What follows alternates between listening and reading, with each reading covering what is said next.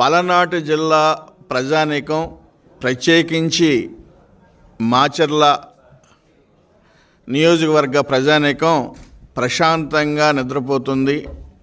ఒక మాటలో చెప్పాలంటే మానసిక ఉత్సవాలు చేసుకుంటున్నారు.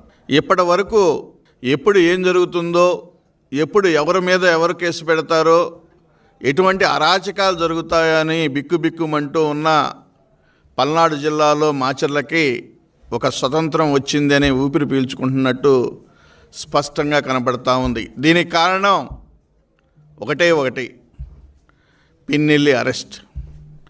ఈరోజు పిన్నెల్లి అరెస్ట్ ఆనందాన్ని కలగజేస్తుంది పల్నాడు జిల్లా ప్రజానీకానికి.